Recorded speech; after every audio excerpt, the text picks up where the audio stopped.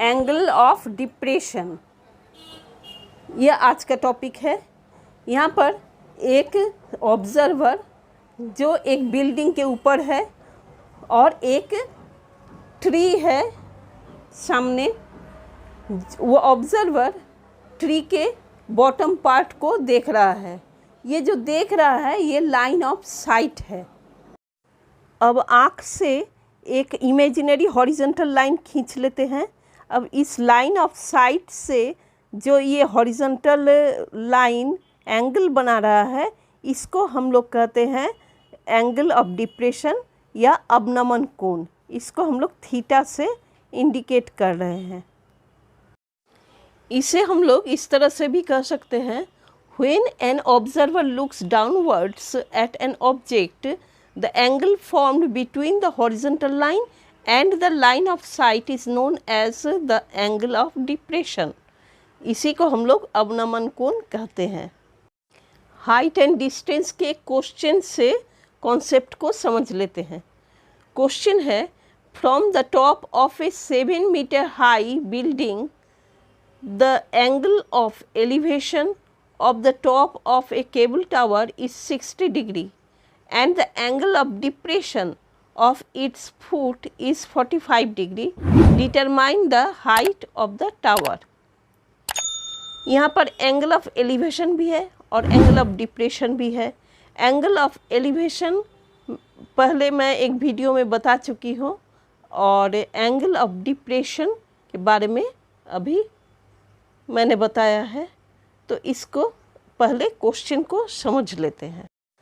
मान लेते हैं ए बी एक बिल्डिंग है जिसकी लंबाई 7 मीटर है और सी डी एक टावर है।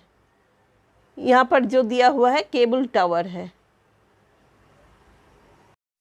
अब ए से ई तक एक हॉरिजॉन्टल लाइन खींच लेते हैं। ए सी लाइन ऑफ साइट है एलिवेशन एंगल के लिए, तो ए सी और हॉरिजॉन्टल लाइन के बीच एंगल ऑफ एलिवेशन है 60 डिग्री। एंगल ऑफ डिप्रेशन है 45 डिग्री। यहाँ A D line of sight है और हॉरिजॉन्टल लाइन है A E. So angle of depression 45 degree. According to the question हमें सी डी की लंबाई निकालना है। तो इसके लिए हम यहाँ पर देखते हैं कि angle D A E 45 degree angle of depression और ए डी बी भी 45 डिग्री ही होगा। इसलिए in triangle A B D tan 45 degree is equal to A B by B D.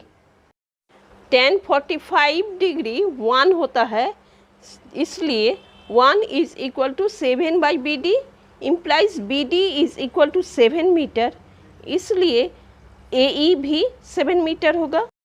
In triangle AEC tan 60 degree is equal to CE by AE implies √3 is equal to CE by 7, therefore CE is equal to 7√3।